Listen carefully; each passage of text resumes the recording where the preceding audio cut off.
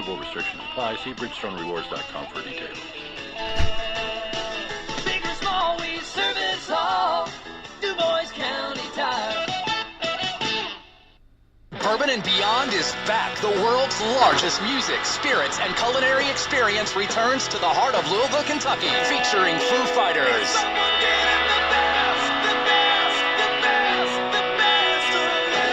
Mumford & Sons,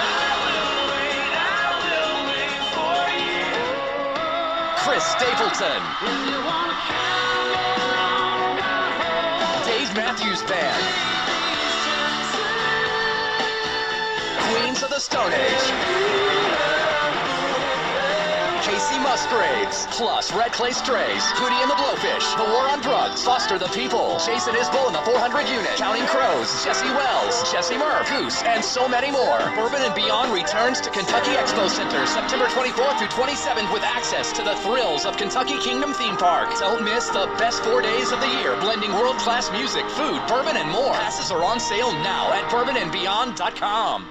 At Papa John's, get your everyday favorites for just $6.99 each when you order 2 or more items from the Papa Pairings menu. When you order more, you save more. Choose from medium one-topping pizzas, boneless or traditional wings, papadillas, breadsticks, cheese sticks, garlic knots, and desserts. It's easy to order all your favorites when they're just $6.99 each. So the next time your friends come over to eat your food, check out the Papa Pairings menu to save. Better ingredients, better pizza. Papa John's. Hi, this is Wes Bowers, and I'm a Republican candidate for District 2 Commissioner here in Washington County. If you're anything like me, you're tired of the way business in our county has been conducted. Whether it be improper procedure or a simple lack of communications, things rarely seem fair to the average person, but appear to benefit a few that are in the right positions. I believe that my 12 years in the Marine Corps, coupled with the last 15 years owning and operating my own business, have provided me with the leadership tools necessary to help steer this county in a fair, positive, and fiscally responsible direction for everyone. Let's get away from the career politicians and the so-called way it's always been mentality and work for a county that actually benefits everyone. Again, this is Wes Bowers, and I would greatly appreciate your vote. If you would like to know more about Wes, please find him on Facebook at Wes for Commissioner, paid for by Wes Bowers for Commissioner. When it comes to getting the job done right, from driveways to bridge work and paving to construction and excavating, there's one name you can count on: Temple & Temple Excavating. Serving homeowners and also handling big jobs for city, county, and state highway projects, they've built a reputation on quality work since 1948. Driveways, construction, demolition. If you need it moved, cleared, built, or torn down, call Temple & Temple Excavating at 812-883-6644. Temple & Temple have been supporting Washington County for 77 years, one project at a time. Call Temple & Temple today at 812-883-6644 or find them online at templeandtemple.com, where you can also apply for job opportunities. Louder Than Life, North America's loudest and largest rock and metal festival, returns to Louisville this September with My Chemical Romance,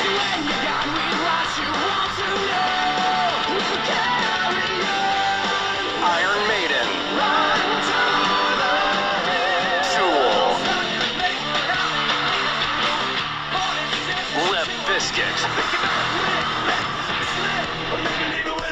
plus Pantera, Pierce the Veil, Gojira, Papa Roach, Sublime, Danny Elfman, The Prodigy, A Day to Remember, Megadeth, Hailstorm, Rise Against, and more.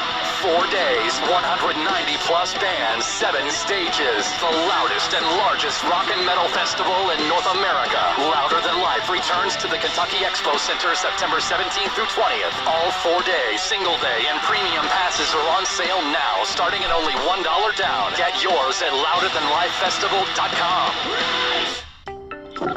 You're invited to the Schneck Well Health Fair Saturday, April 18th, 7 to 11 a.m. The Schneck Well Health Fair offers reduced cost blood work, adult and pediatric vaccinations, medication take-back, free Heal DEXA scan to screen for osteoporosis, and free cancer screenings including breast, cervical, and prostate, all for free. Again this year, Schneck features the Schneck Foundation Teddy Bear Clinic, a fun opportunity for children to learn about basic healthcare treatments and feel less anxious when they go to the doctor. And every child gets a free teddy bear friend to take home. The Schneck Well Health Fair, Saturday, April 18th, 7 to 11 a.m. in the Schneck Professional Building on the campus of Schneck Medical Center in Seymour. For more info and to pre-register for the vaccinations, free screenings, and blood work, visit schneckmed.org. Live well, be healthy at the Schneck Well Health Fair.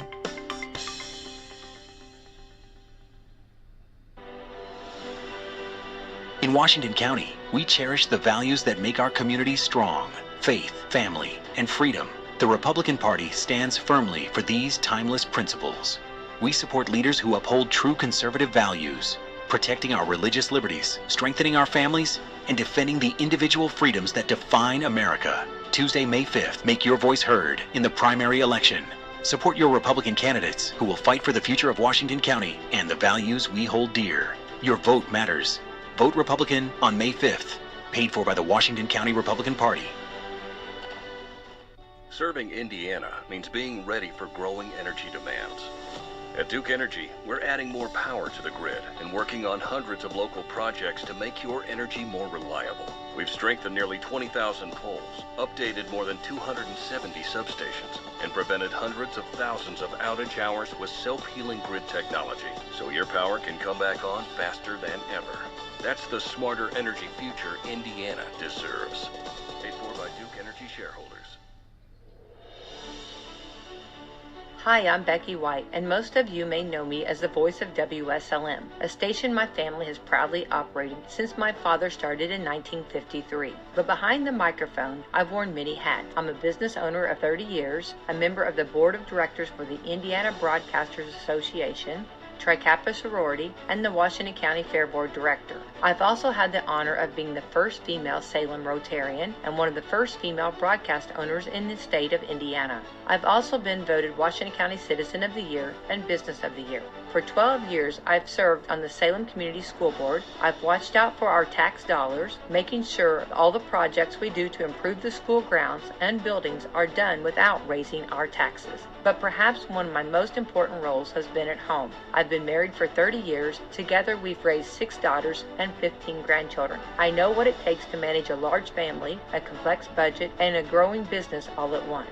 I'm running for County Council District 3 because I've had the experience, the roots, and the grit to help operate Washington County with transparency and integrity. I ask for and would appreciate your vote on May the 5th, paid for by the committee to elect Rebecca Becky White for Washington County Council District 3.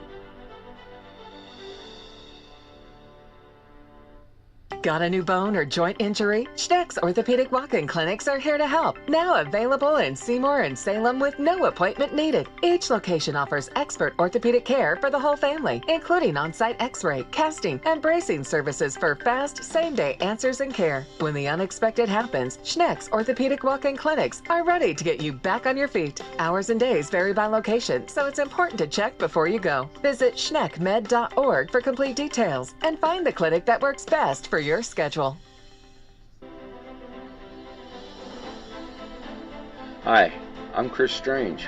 You know, I spent my whole career in law enforcement right here in this community. I started as a university police officer and moved forward through city, county, and state agencies. Ended up as a lieutenant with the Washington County Sheriff's Department. I've learned that protecting community starts with listening to the people who live here. Washington County is my home. I've also had a chance to manage our county park, working with families and seeing firsthand what makes this place special. With my experience in law enforcement and my background as a master's degree at business at Oakland City University, I'll work hard to keep our community safe, and I'll be responsible for your tax dollars. I truly appreciate your vote for sheriff on May 5th. This advertisement paid for by the committee to elect Chris Strange, Nancy Strange, Treasurer. Change starts right here, in southern Indiana. Americans for Prosperity is bringing people together to make a difference. One conversation, one community, one volunteer at a time. Whether you're passionate about lowering taxes, expanding educational freedom, or protecting individual rights, there's a place for you to lead. Join a movement of Hoosiers working for real solutions and real results. Volunteer with Americans for Prosperity and be the voice that shapes the future of Indiana. Visit americansforprosperity.org/Indiana Or call your Southern Indiana Representative Angel Perlee at 812-620-9460 to get involved today. Americans for Prosperity. Together, we can do more and make change happen, one person at a time.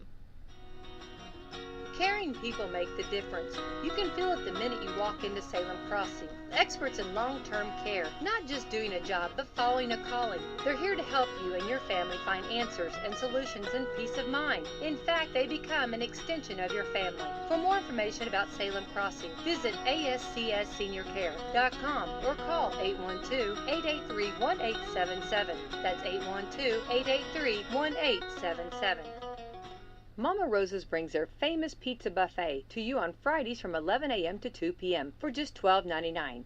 Choose from a wide variety of pizza, homemade soups, and a large salad bar with their favorite potato salad, slaw, and desserts. Then come back on Friday nights for the Homestyle Buffet from 4:30 to 8 p.m. or 11 a.m. to 2 p.m. on Sundays for $15. Children's Buffet is only $7 each. It's where you'll find a variety of good home-cooked foods at Mama Rosa's. Your farm is more than just land. It's your livelihood and your passion. Springer Insurance and Indiana Farmers Insurance will work with you to review your farm's unique needs and find the right coverage for your home, barn, buildings, equipment, and more. Call Aaron at Springer Insurance in Salem at 812-896-3687 for a farm policy that works as hard as you do. When it comes to getting the job done right, from driveways to bridge work and paving to construction and excavating, there's one name you can count on: Temple & Temple Excavating. Serving homeowners and also handling big jobs for city, county, and state highway projects, they've built a reputation on quality work since 1948. Driveways, construction, demolition. If you need it moved, cleared, built, or torn down, call Temple & Temple Excavating at 812-883-6644. Temple & Temple have been supporting Washington County for 77 years, one project at a time. Call Temple & Temple today at 812-883-6644 or find them online at templeandtemple.com, where you can also apply for job opportunities.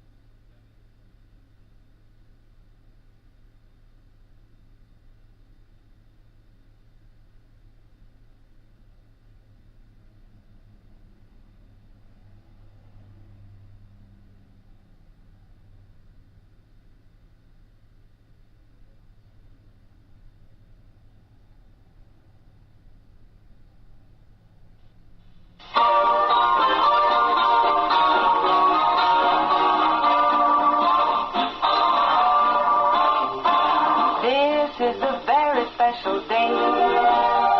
The breeze took the clouds all away. It swept the sky like a broom and got ready for a very special day. This is a very special time. Show me a hill I can climb. Give me a mountain to move, and I'll prove that it's a very special day. I woke up early this morning with gloom on my head.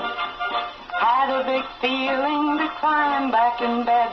Then I looked in the mirror and somebody said, wake up, wake up. It's time for you to lose the blues, and this is a very special treat. Tell it to everyone you meet that life is all for living and love is all for giving. So this is a very special day. Tell it to everyone along the way that this is a very special day.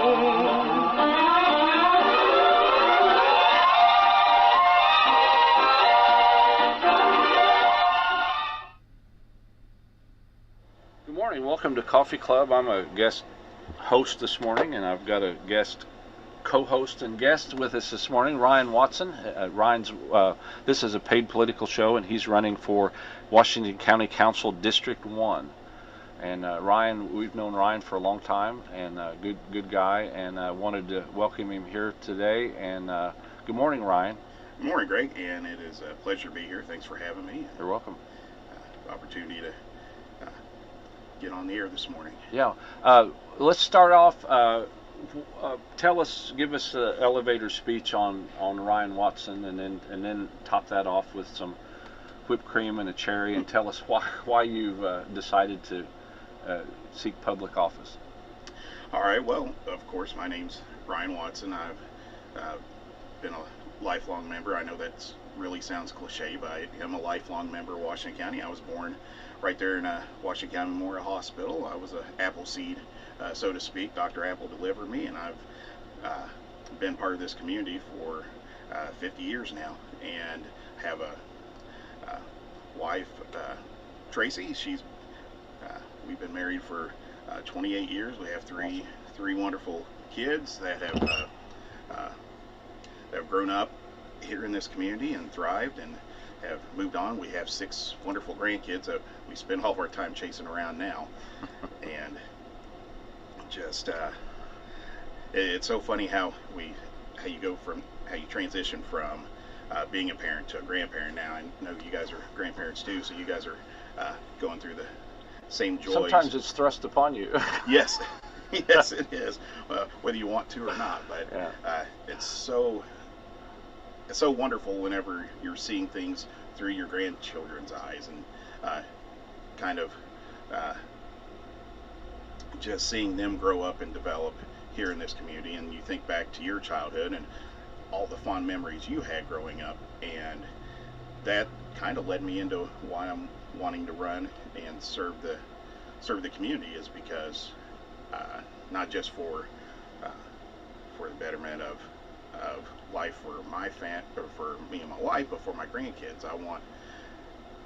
When I was growing up here, I never once thought about moving somewhere else, living somewhere else, building a life anywhere else. I've always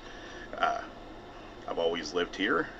My family still lives here. My parents live out on the west side of the county. My grandparents had a wonderful business here in Salem for better part of 40 years, and I had never once thought about going anywhere else and living and building a life. Washington County's been my home, and I love to call it my home, and that's where I want to continue to call my home.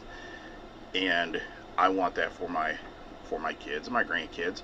Granted, one of our kids, we sent her off to college up north, and she never came back. She stayed up there. She made a life for herself up there. She loves it up there, and more power to her. But our 2 boys, they live down here and have built their life here. And I want my grandkids to have that same feeling, like Washington County is home. Where else would I want to be? Sure. And that's what I want for them, and that's why I'm mainly running, just to make things better for them. Okay. Have you? What are some things? I mean, you chose the council. Did you think that maybe you could do more good on the council than maybe something else, or what led you to that specific? So 4 years ago, this is my second time running. I'm not a newcomer. Okay.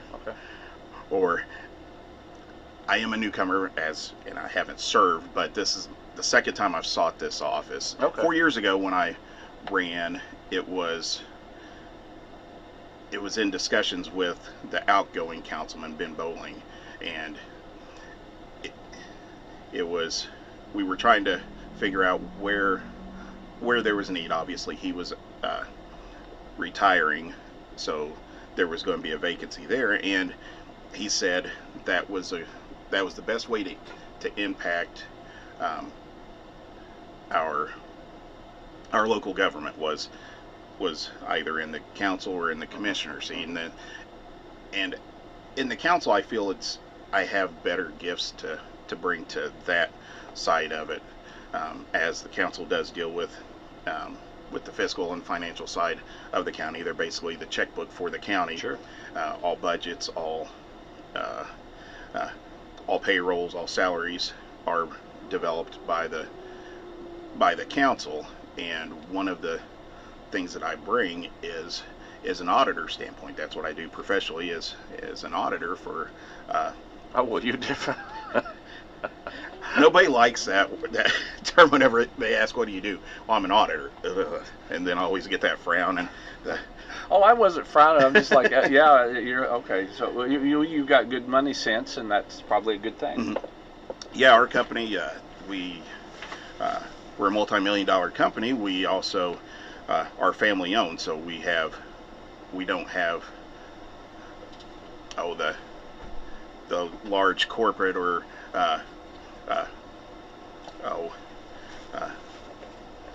public interest. Yeah.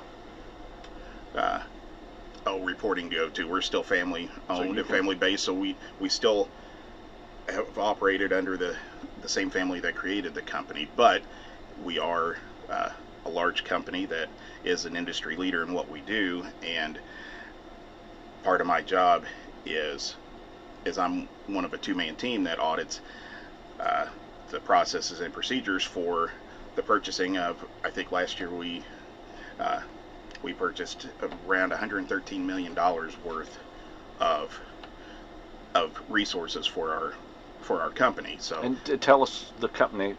Give us. I work for Independent Stave Company. Okay, and they're in the wine and spirits industry. We're the number one producer of barrels in the world. Okay. And part of our we buy white oak logs, and we process 99% of them into either barrel products or byproducts, which could be anywhere from mulch to paper. Ends up going into. Okay. Now, as a layman, I would call the little pieces of wood slats. Yeah, those are actually staves. But they're staves. Okay. Yeah, those are staves. Now, because they're curved, is that what makes it a stave, or is that just? That's just the terminology for in the barrel process. Okay. You have staves and you have heads, the smaller pieces that go on the top and the bottom of the barrel. And there's a whole science behind that and how that. There is. It's weird because I actually started with the company 19 years ago, and I had no idea how much of a science there is behind the barrel making process, and even the flavoring. And not to get too off topic, but the whole process of spirit flavoring and aging all goes into the barrel, into the wood, and I had no idea how scientific it was. I thought we just bought logs, cut them up, made a barrel. But no, there is so much that goes into it, and a lot of that can be applied to the council now. It seems pretty simple. It seems pretty cut and dry. That we go in, we meet once a month, and we're gonna say yes or no to whether we buy something or whether we don't buy something, whether we whether we set a budget at this level or not. From the outside looking in, could be that simple. But I'd say there's many layers. yes, just like an onion. So once you get in, you're going to realize, hey, there's a lot more to it. And with any candidate, and this is a record year for candidates at all levels here in the county, and I'm not here promoting any certain candidate other than myself, but it is a great time for the voters of Washington County to be able to have a choice. I remember, and one of the things my grandpa instilled in me as a kid was it was our right and it was our responsibility and obligation as an American to go out and vote every election cycle. And I've taken that to heart, and I have voted in every election since I was 18. Good for you. And I remember there's certain times I would get a ballot and there'd only be one name, maybe two names on there, so you really don't have any choice, and you're just like, okay, that's the only name in the box, so I guess I'll vote for him. Well, this year is so much different because we have there's at least two on just two about on every line. There's a couple of offices that are not heavily entered upon, but well, we got the sheriff's race. That's a huge race, and even in the council, we have several seats that are highly contested. The commissioner's race is highly contested. So, and there was a big turnout for township trustees. Yes, and advisory boards. Was, it is amazing this year what we have to choose from, and that's such a perfect opportunity for the citizens here in Washington County to get out, and if you don't think that your voice is heard, this is the perfect time to make your voice heard, because there is an abundance of candidates to choose from. Sure. And as you're making your voice heard, you need to be educated on what they stand for and what they represent. What's something that you'd like people to know about how you would operate as a council person? So one of the biggest issues that I feel like the county is facing right now, and I know it was touched on in the forum last week a little bit, but I want to expand on a little bit, is how much of a disconnection there is inside the county. And you can break it down on any level and see a disconnectedness. There's disconnection between the commissioners and the council. There's a disconnection between the council and department heads. There's a disconnection between department heads and their departments, and there's a disconnection as a county with our residents. And nothing's been more evident than what we've been going through, and the hot topic of discussion for the better part of this last year has been a couple of projects that are going on in the county, and that just proves how disconnected we are from the public. And one of the things I want to do as a councilman is help connect the community to the council, and the council connected to the commissioners, and all of us connected with the department heads, so we can better serve not only our employees but the residents of Washington County. How do you think you could do that? One of the things is open up better lines of communication. I know the council is starting to take steps in that direction right now by meeting with department heads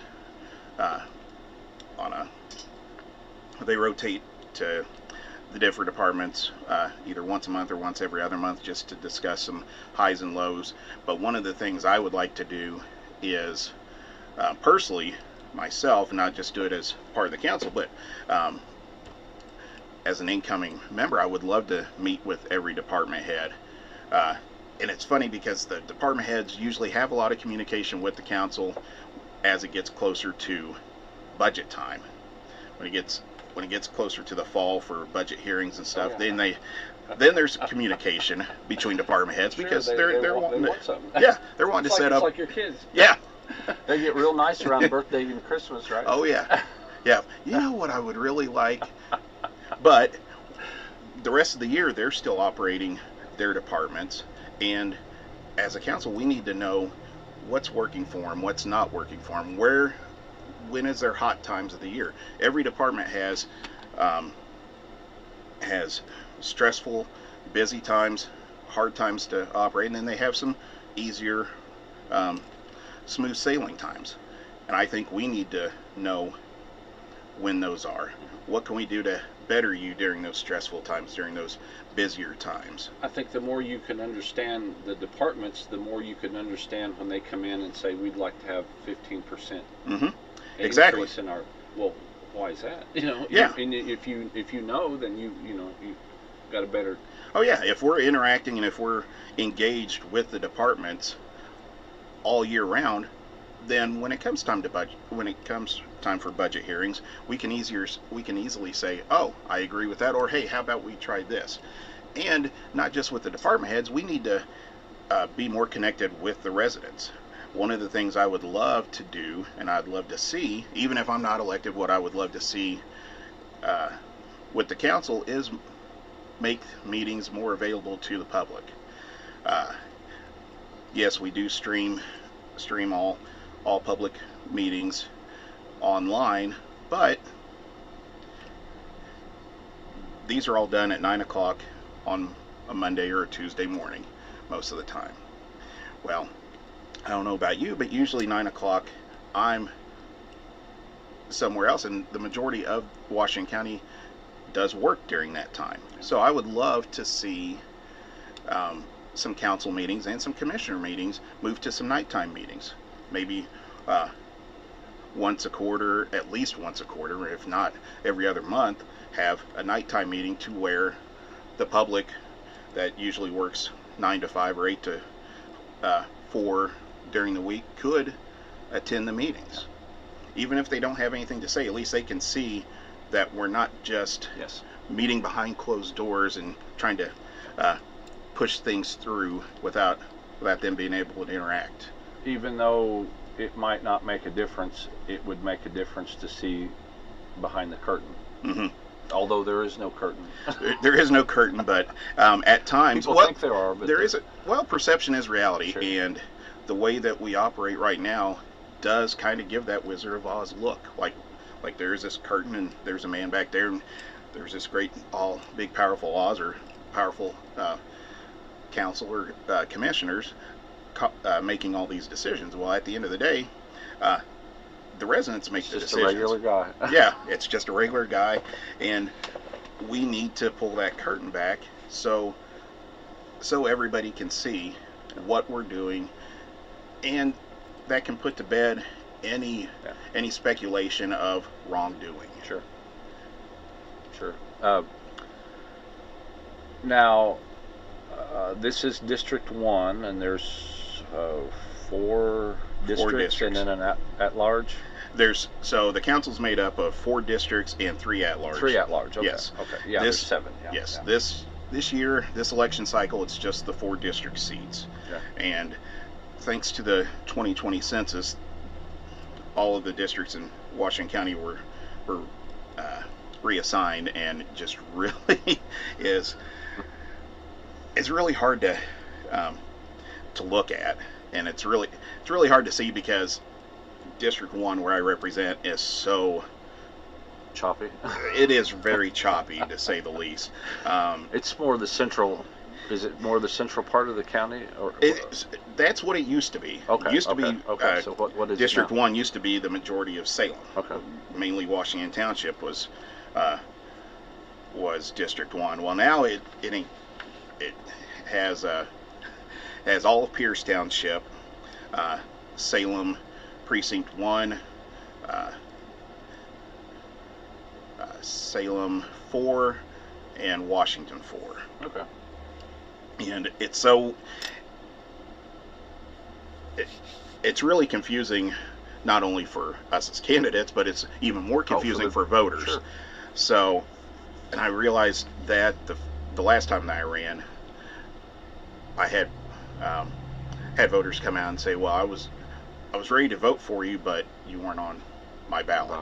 Because the way we do it in Salem is you have multiple precincts voting at the same location. Yes. Like the Armory for one, the Fairgrounds is another location where you have different precincts voting at the same location. Well, and even the way that the district split up here in Salem, I have a corner, kind of the southeast corner of Salem, and it's really weird because it starts from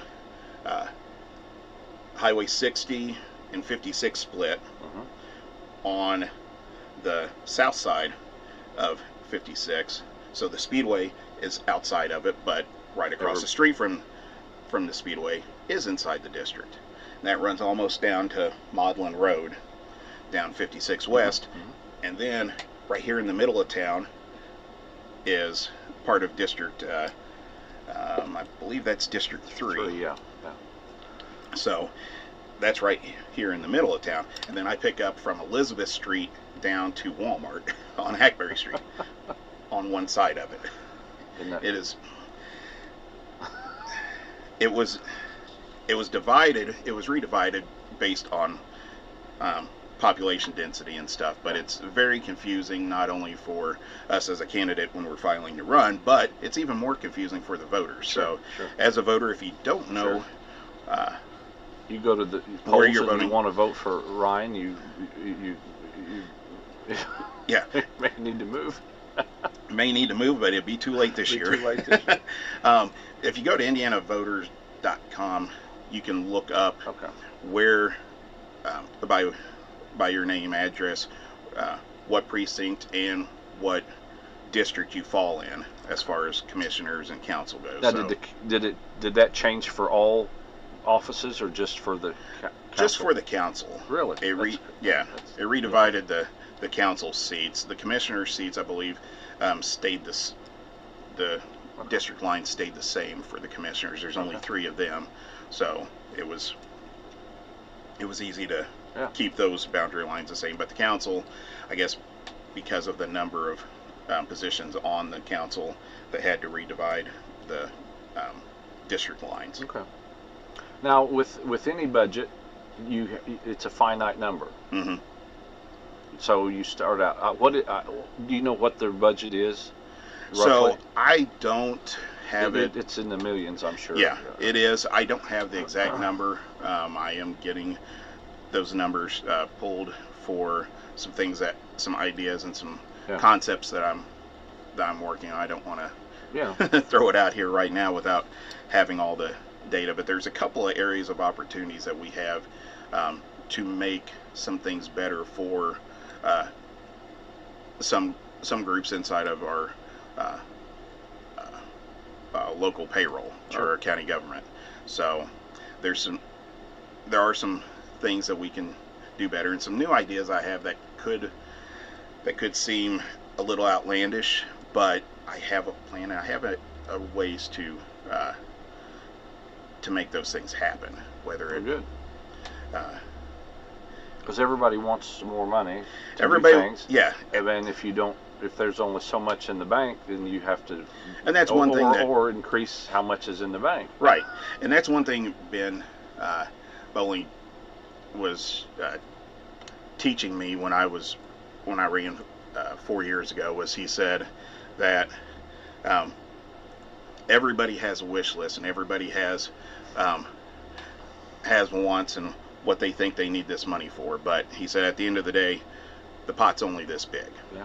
And you have to figure out what the best way is to divvy up what you have. You can't make it any bigger because we're not a business. The county's not a business, so we can't increase sales. We can't increase revenue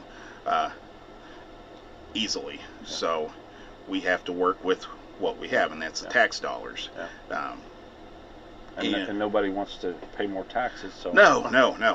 I definitely don't, and I'm sure nobody else does either. And if anybody is on the let's tax more, then hey, give me a call, because I don't know anybody that's on that that's on that bandwagon. So there's only one follower on that Facebook group, and it's the guy, like the person that created that page, right?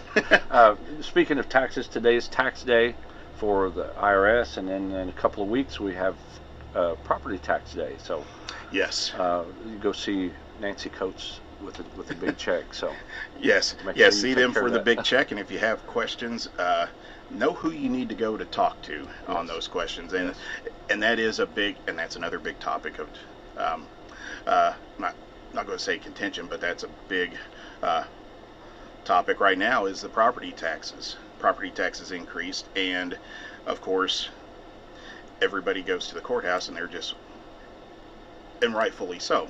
I don't want to pay more property taxes. I'm paying more property taxes this year, just like everybody else is.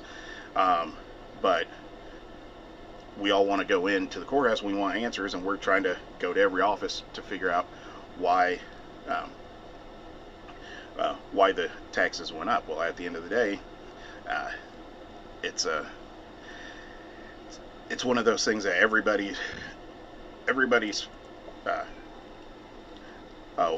property or homes are worth more than what they were yeah. the last time the assessments were done. So it's whether you've made any improvements to it or not, whether you've changed anything with your house, everything, property and housing are the only things that are guaranteed to increase in value.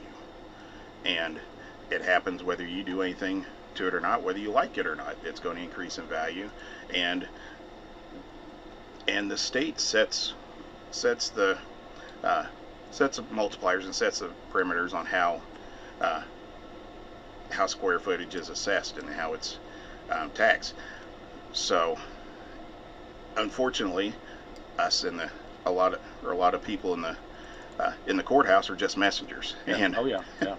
And people love to go after the messengers. Yeah. So I guess this is a public service announcement. Please don't shoot the messengers. literally. Yeah, they're just doing what they're told. But one thing you should do as any taxpayer in the county is make sure your property is set up the right way, and you're receiving all the exemptions and all the discounts that you should, because just as the state sets rates for your taxes, they also set ways to discount those as well. Mm-hmm. And they're not going to openly tell you, hey, this is how you can save some money on your property taxes. So it's our job as the property owners to seek out and make sure we're getting the exemptions and make sure we're getting the discounts that we should. There's just so much to being in office, especially county council, that a lot of people don't understand. They just know that if they work for the county, they want to get a paycheck every week, and and they want to, and their boss wants them to do the work, and then the commissioners and the council want them to produce whatever results that is required for a certain thing. But there's just so much to it. And oh yes, it's almost trying to get everybody together on the same page. That sometimes can, as they say, like trying to herd goats or grandkids.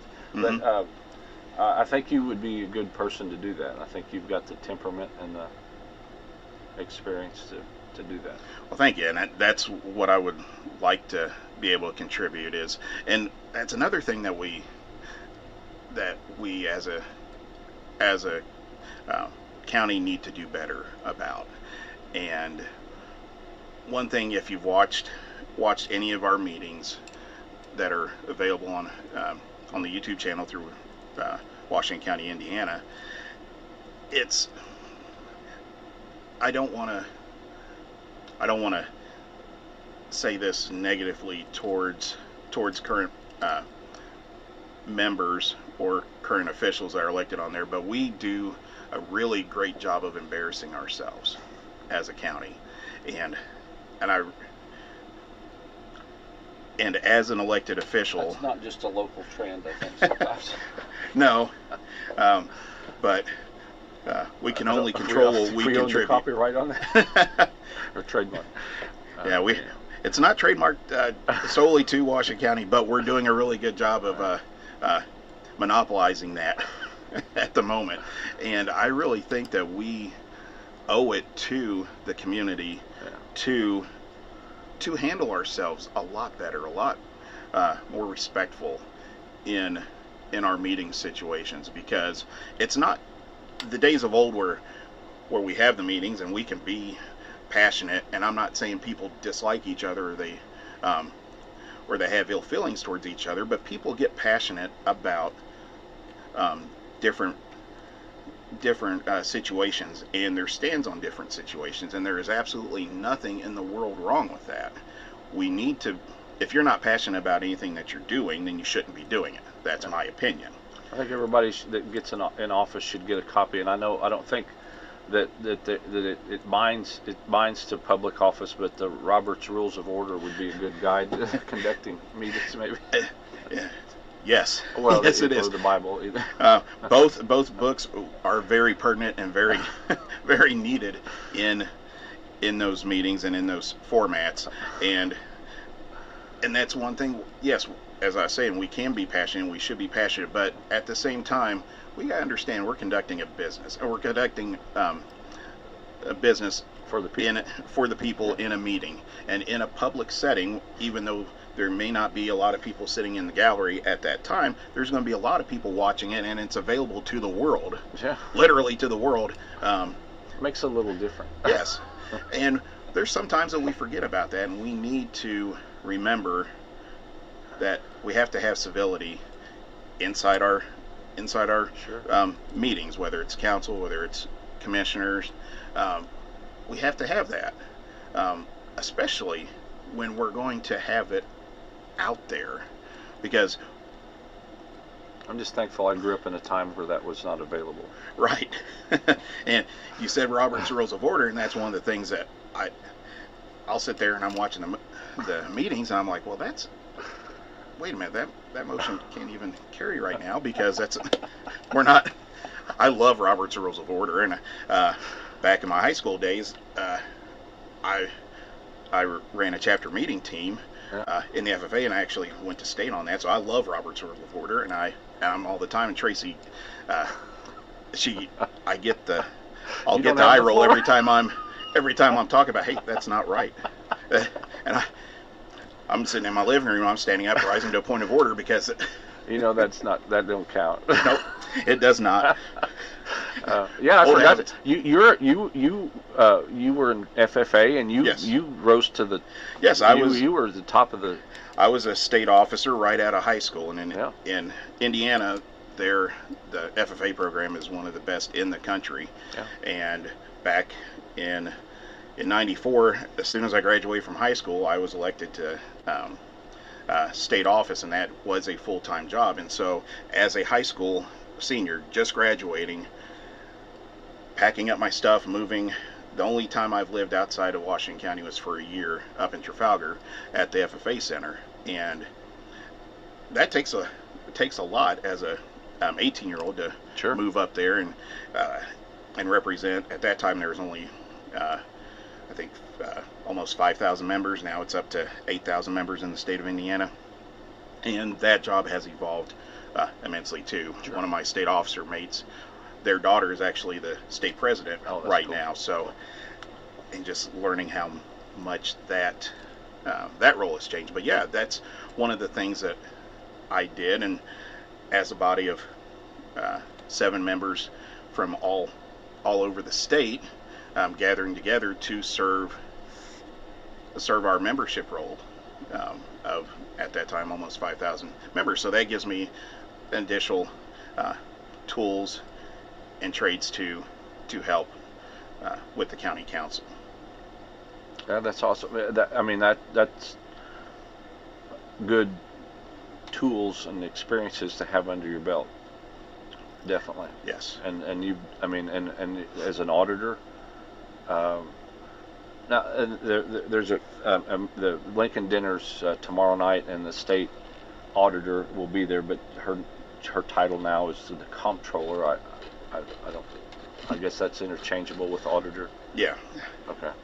So, but anyway, yeah, that's dealing with money is a big deal, and the council they don't necessarily maybe balance the checkbook, but you're voting on the expenses, and that's a big deal. Yeah, we're voting on expenses. We're voting on anytime there's things that come up outside of the general budget that need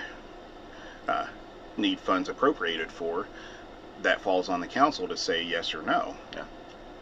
And a lot of times people first look and see auditor, and I get this with my job all the time, because I do part-time field buying, and a lot of times if they hear, oh, you're the auditor, they don't want to deal with you, because they feel, okay, you're going to take away from them. But that's not what the job of an auditor is. The auditor is mainly just to be the impartial, unswayed outside party to make sure that we're doing things correctly, that we're following the policies and procedures and making the right decisions for both the company and the supplier, and for the county's case, making sure we're doing right by our department heads and the taxpayers. Are there policies and procedures for the council? There is. Are they on a dusty shelf somewhere, maybe? I don't know. So, all of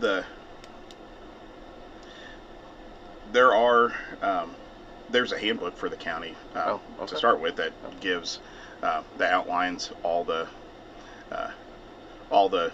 policies and everything, not just from an HR standpoint, but for operating standpoint. So there is a county handbook that we do go by, and there are rules as far as budgeting and stuff that's set forth by the Department of Local Government and Finance. So there are things that the council has to adhere to, as well as the commissioners. There are scopes and there are limits to everybody's abilities. I say power, but that's just not the word that you want to use when you're discussing politics as power. It's their abilities. Everybody has limits to their abilities and to their positions. Sure. Yeah. Well, that's true, because I think the public gets that mixed up sometimes. Yeah. Everybody thinks that because you're in a position. I need my road paved, or I need this. You know. Well, you're the commissioner. You have the power to do that. Well, no, I don't. I'm not the highway superintendent.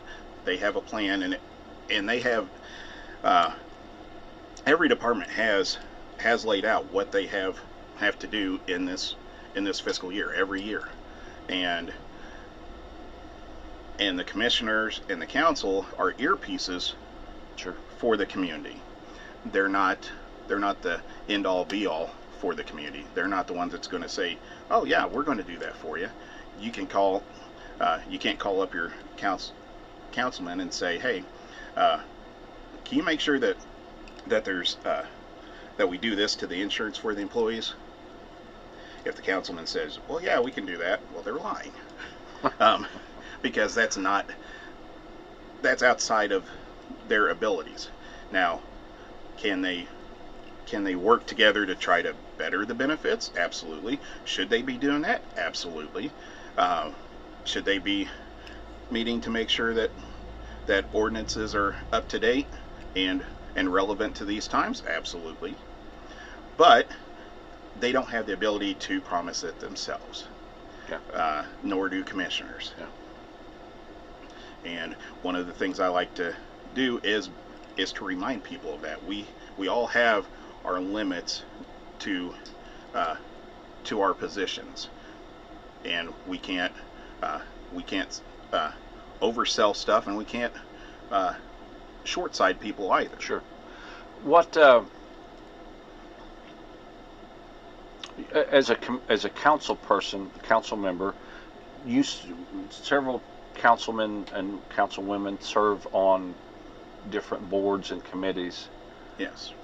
Is there certain ones tied to the District 1 seat, or how did they? No. So at the beginning of the year, at the first meeting of the year for the new council, and the commissioners as well, because commissioners are assigned to the different boards and committees as well, is they go through committee assignments. Okay. And actually, even though I haven't been on the council, I have been the council representative for the redevelopment commission for the county for the last 4 years. Okay. Is one of the things that, and I keep bringing up Ben because that was he held that position. He was kind of grooming you. He was a little bit, yes. And he said, the great thing is you can serve on this commission and have the greatest public service of all, volunteering. So that's what I've been doing, and that's what all the council and commissioners do is serve on these boards, and those are assigned, like I said, at the beginning of the year. The first meeting of your year, you go through your committee assignments, and those vary. Those assignments vary to 1 year to 3 year terms. Okay. So depending on which committee, which board it is, and you have the option if there's one that you're passionate about, you step up and say, hey, I would like to be on this one. Or you can seek somebody to represent the council or the commissioners in that seat. All right. Well, we've got about, our time's starting to grow short, but in the last 15 minutes or so, what are some other things you'd like people to know about Ryan? Just the fact that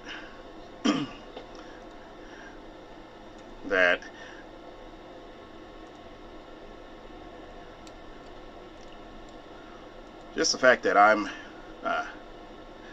I don't want to be a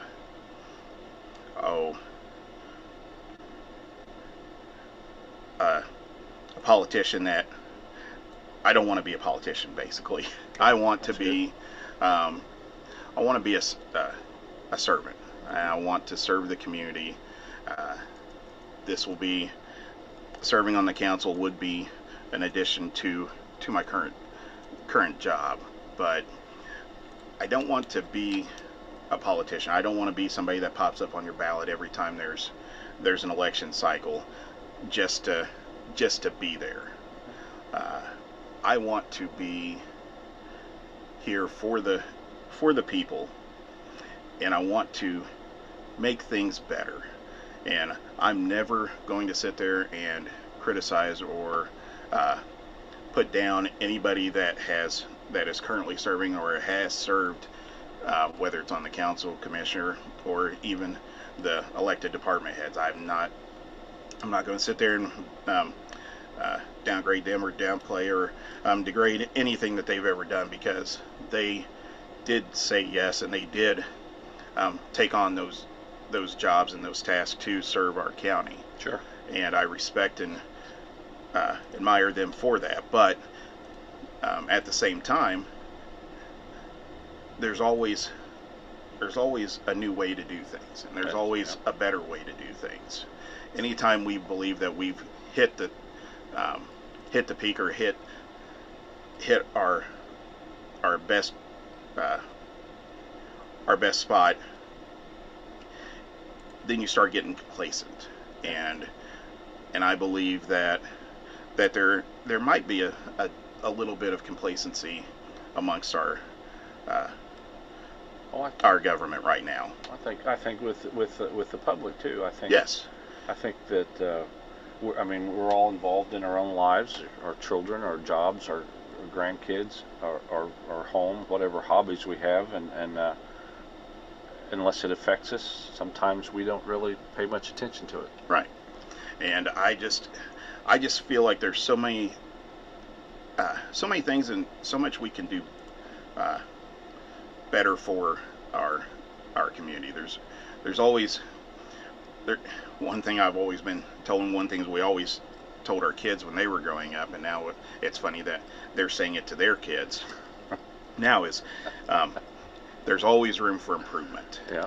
And no matter whether it's the kids at a ball game, I know our grandson's starting to play baseball. He had his first game Monday night. The T-ball? He's playing coach pitch. Okay. And he had a good game, but I know the first words out of his parents' mouth was, "There's always room for improvement." There you go. And I think that's true, not just in parenting, but it's true in local government. There is always room for improvement. There you go. There are so many opportunities in front of us as a county that we can make better, that we should be making better. And the fact that we're not addressing that and we're not working towards those things shows complacency on our part, and we need to break that. We need to move forward. There are, like I said, there's been some things that's been going on, that some areas of focus on the county that have drawn some bad public perceptions. Mm-hmm. And I want to be one of the voices and one of the people that bring us past that and move us forward into a better direction, into a better position. I feel like there's things that we can do better for our county employees in general, because hey, they're the backbone of our whole system and our whole way of government is our employees. If we don't have anybody doing the work out there for the county, then who's going to do it? So we have a huge responsibility to make things better for them. Just at the same time, we have a huge responsibility to the public and to the community to show what we're doing and how we plan to do things better. Okay, good. And going back to the budgets and the money, the county gets a lot of grants. Yes. Through the Community Focus Fund, I think. Community Crossroads. Crossroads. Yes. Are there other grants out there? There are other grants, and is there ways to get maybe get more grant money? There is, and actually, the county is in the works of getting 2 grants right now that were made possible through Congresswoman Houchin's office here in town. We have a huge asset and a huge resource available to us as a county in the form of having a congressman in our hometown. Yes. And part of their job is to help local governments find resources. And there's 2 grants that they are working on right now that were brought attention or made it light to us from Congresswoman Houchin's office. Good. So good. We are in the process. process. That's one way to make the pot a little bigger. Yes, exactly. Like I said, we don't want to. Nobody wants to increase taxes. There's 2 ways to increase money or to get more money. One is increase taxes. Nobody wants that. No. Nobody's talking about that.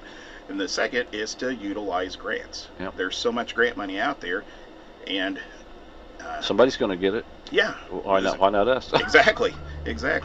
And it's kind of like the lottery. You're never going to win if you don't play. So you're never going to get these grants unless you apply for them, unless you seek them out. So there's a couple of huge projects that could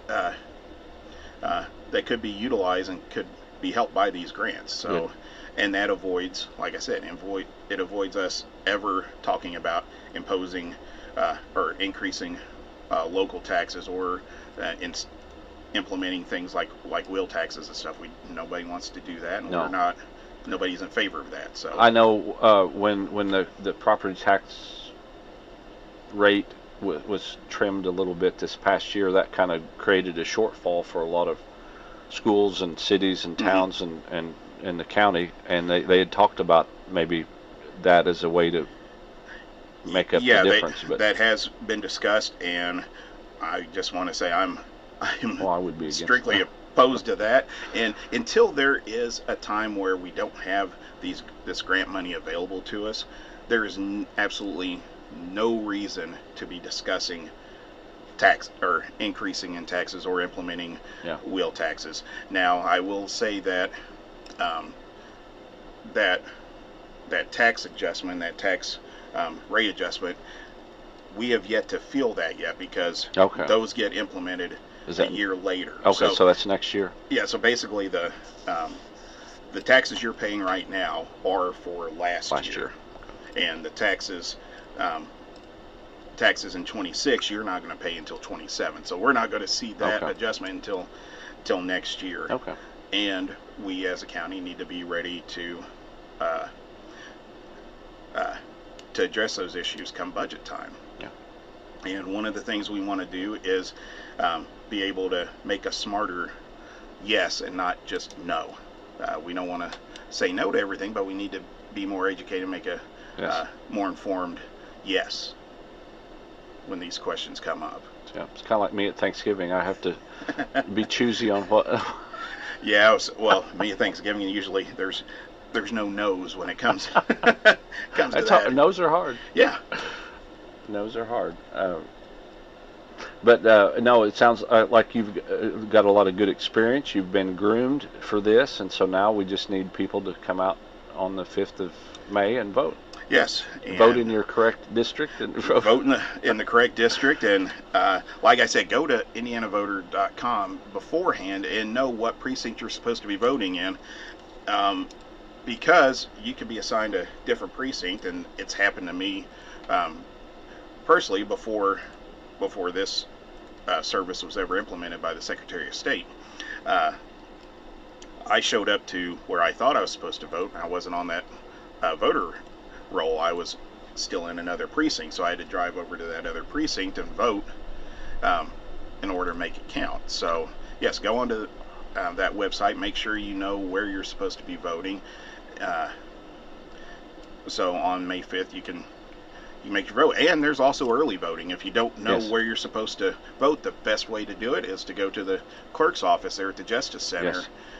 They are accepting early voting Monday through Friday, 8 to 4, and then 1 to 4, or 8 to noon, and 1 to 4. They do take a lunch hour from 12 to 1, so you can vote 8 to noon, and then 1 to 4 Monday through Friday, and there will be a Saturday.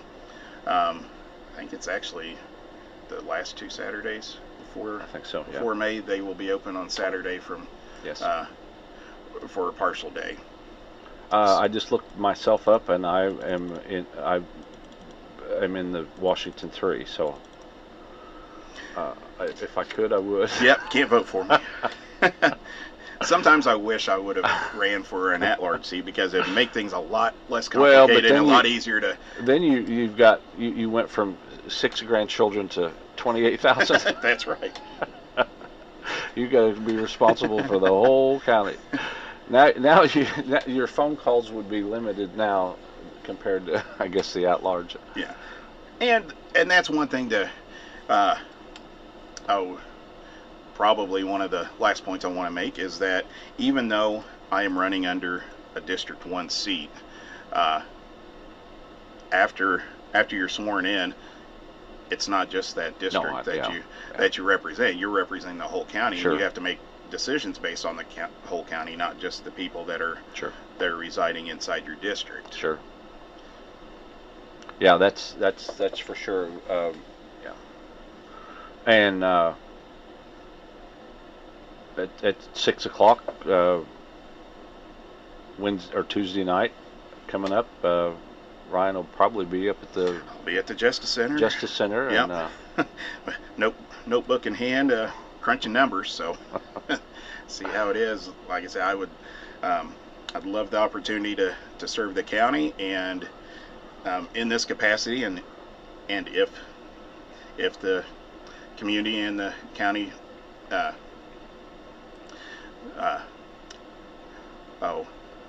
speak somebody else's name and puts them in, then I'll support them, and I'll still do my part to help them along the way as well, and I'll still be just as active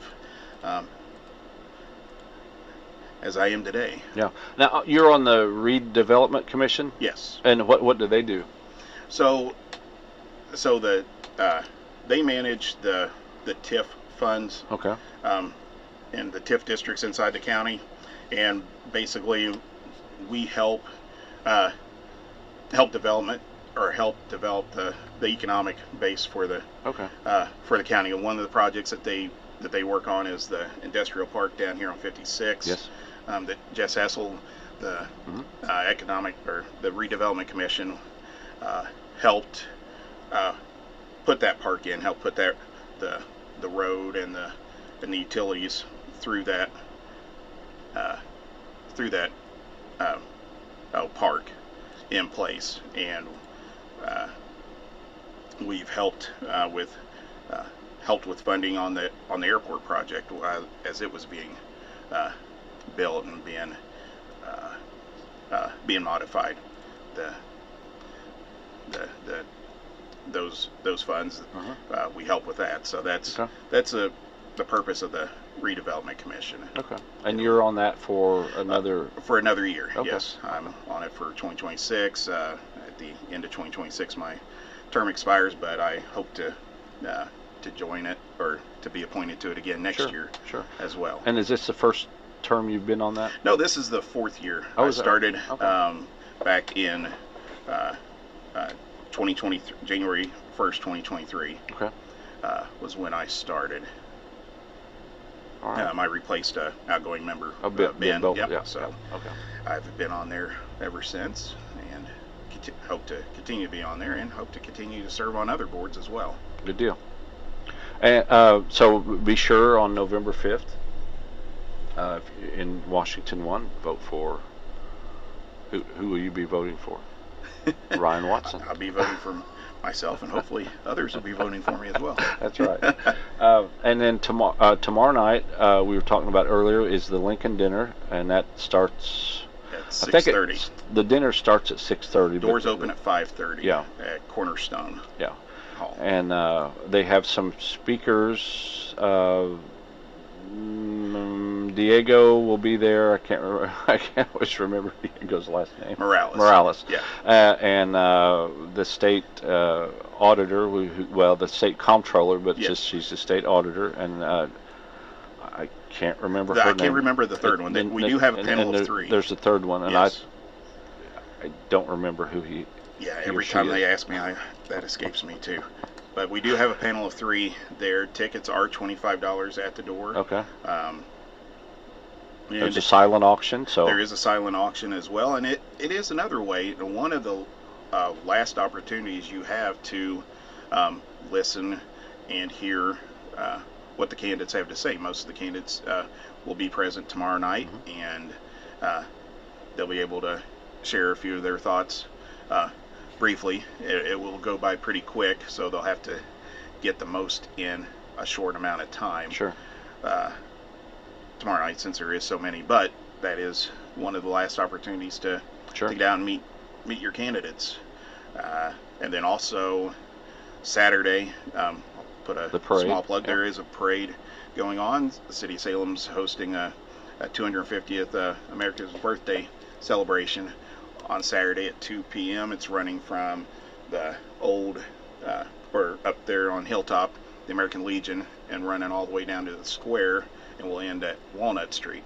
And that is going on at 2 o'clock Saturday, rain or shine. I plan on walking in it, even if it's raining. Right now, we've got a 61% chance of thunderstorms at 2 o'clock. So nice. If you're going to carry an umbrella, make sure maybe it's all plastic. Yeah. Don't want to carry lightning rods and thunderstorms. Well, and I'll be walking in that, and that's just a great way to look at things and put things in perspective. That come rain or shine, we still have to show up, and that's exactly right. That's why I plan on doing not just Saturday, but the whole time if I'm blessed with the opportunity to serve as county council. Now, if you're going down for fireworks later, the rain, it may still be raining by fireworks time, but it'll be down in the 30% chance. So, okay. So should be, but I think I don't know how the air show is going to go down. Yeah, that's going to be probably not going to go. Yeah. But there's. I don't know. Let's see if I can go that far ahead of time. No, I can't go that far ahead of time. But I thought I saw a long range that it was going to rain for a while, and hopefully not for the steamboat race. Yeah. Because I think they can still do that. Yeah. What about the balloon? Oh, I don't know. It'd be. I can't remember what day that is. I can't remember when it is. Then the parade would be the Thursday, I think, before the Derby. So anyway. Thank you, Ryan, for coming on. I appreciate it, and I hope everybody has a good idea of where you stand, and I hope so, and your experience and what you would bring to the council. And appreciate you coming on. And as a although we do have a few IU things here in the studio, we do carry Purdue, and you're a big Purdue fan and supporter. Yes. And but I hear boiler up. I hear you have is it a auction item, or I have one auction item that I provided tomorrow night, and I knew you'd bring that up because did it hurt to see this one? It did hurt quite a bit. I did donate an IU football national championship decorative barrelhead. Yes. Okay. And that, as much as that pained me to to have made. I did keep it wrapped in plastic so it didn't contaminate the house that much. You could have just here recently had one for the basketball tournament. I was hoping I would, but I had the order in place, but had to cancel it. But no, I do have a national championship. Well, I'm glad you didn't make a Michigan one and bring that. No, would not do that. But yeah, I knew that and it was an amazing feat that the Hoosiers, an amazing run that the Hoosiers had this year, and my hat's off to them. And I'm not too proud to say that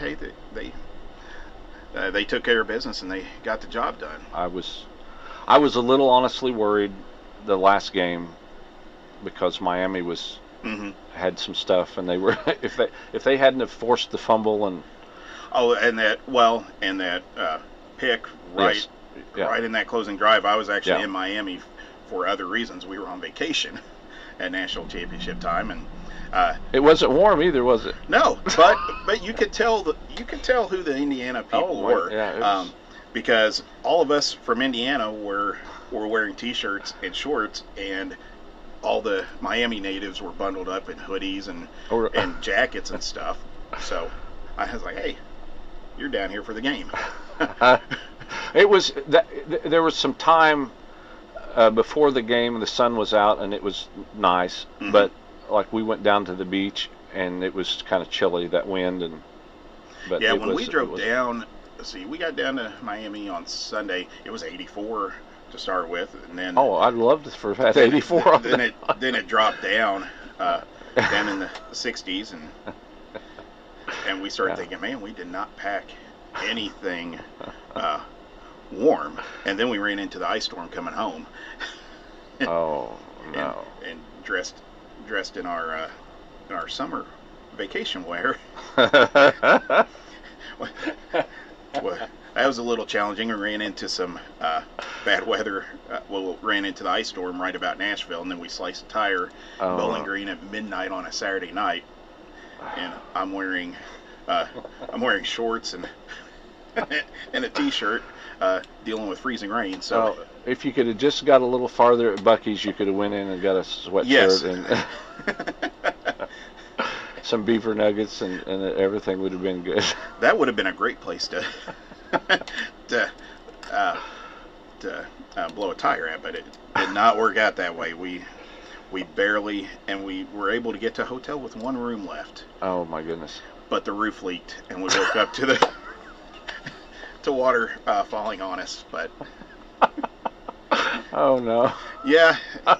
Well, it takes all kinds of. We just went with it. Oh, hopefully things have been better since January. It has been.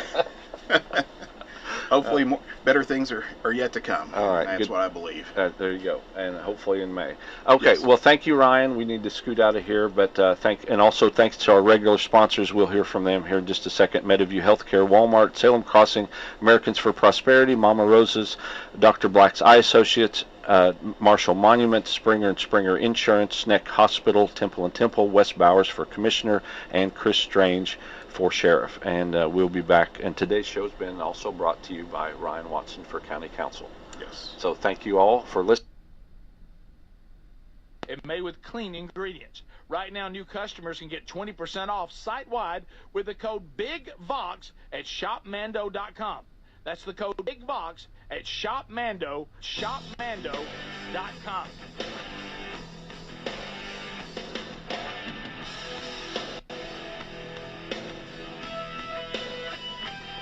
You better listen up, hear what we say, 'cause I'm here to tell you, you gotta find a way, yeah. Broadcasting from the real world, The Burgess Show. Here we go. Brand new hour. Thanks for being here today. Here's our number, and we'll get some phone calls in this hour. 888, the number 6, Big Vox. We've already been at it a while. 3 hours behind us, 2 to go. Catch the daily archive on the YouTube channel or the podcast channel if you missed any, and also the Wednesday Bible study back today as well. We'll wrap up the book of Ephesians today. Catch it noon, 1 o'clock Eastern on our YouTube channel. Have you subscribed to the Rick Burgess Show YouTube channel? Go ahead and do that. Click those notifications. Then you'll always know when something new is there. And you can be with us either live or archived every day. And if you subscribe to Blaze TV, you get a best of hour on video also. So the gang is here today. We talked about a lot, as I mentioned. Can I ask you one thing before I move into video 9, sure. Adler? Democracy. This is what democracy looks like. Show us. This is Mama, what a bunch of good ones Mama, look like. Stop it. I'm afraid of democracy. It's going to get me. But anyway, so we've already done a clip, this ridiculous clip with Joey Behar, not made a fool of herself again. Yeah. I have to know, because I can live with it. Sometimes, I know there's people that honestly, they cannot believe that this show is successful. We just got the new contract extension. There were people going, so there's people that actually watch and listen to this, and they're probably surprised by it. Mm-hmm. Can I ask that about The View? They've had a pretty long run. Yeah, Are they successful? They get paid bank, yes. I mean, are they that thing where even if you don't like them, you tune in because you just want for some reason? I think there's some of that. Which of our audience as well. Yeah. So do you think that it's like I don't like what they're saying, but it's interesting debate or makes me mad. I like being mad. We all do. Or just tune in to see what they say. Yeah, and see how ridiculous they are. Yeah. And their time slot probably is not overly competitive. Right. Yeah. 10 Central, 11 Eastern. Is that probably right? True. I guess. True. Yeah. So let me throw this at you because I saw something the other day. I did not know if this was accurate or not. And I'm not saying you'll have to try to find out, but I saw with the decline of your late night TV shows because they've become so political, they're losing audience. They're not listening to Johnny Carson and just being funny. Yeah. They've become so political. Kimmel's his whole monologue. Yeah, that audience is leaving them. And I don't even think he's as big an offender as Colbert and Kimmel, but even Jimmy Kimmel. This is what I heard, and it was a story saying that the Tonight Show team is actually studying it because it blew their minds that Gutfeld and his panel have double the ratings of the Tonight Show. Yeah, Gutfeld's killing. And Fallon was like, "This is the Tonight Show. This is a franchise that's been around forever." And Fox News, and because Gutfeld does have a comedic approach to it, and even doing politics, I think he's funnier than they are when they try to be, include politics, because they go angry. Yeah. I mean, there's no doubt that Gutfeld goes for the jugular. He does. He believes, but he at least does it in a clever way. Right. He's kind of, to me, what we would say about, and I heard Hannity say this too, I told you this the other day, that Bill Maher and Jon Stewart, I don't agree with them politically, but even when they're giving their point of view so clever, I find them entertaining. Mm-hmm. And they also are not afraid to not just get in line on something if they think it's stupid, no matter what they really believe. And I think Gutfeld has that same attitude, but I had no idea that he had ratings that were better than the three networks in their late night shows. Gutfeld average, if you just look over the last, I did a search 200 days, Gutfeld averages 3 million viewers. The Tonight Show around 1 million. So yeah, that's insane.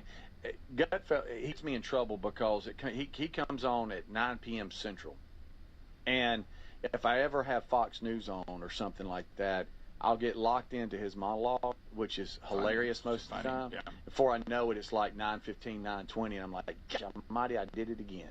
So, but it is very funny. And we just talked about the guy that is the entrepreneur that I believe CBS struck a deal with. What's his name? And his approach is going to be the comedian sitting around. We talked replacing. We talked about that, but it's that approach because Gutfeld normally has at least one comedian sit with him, and he has different personalities. I've never known who that Rush guy is. I've never heard of him.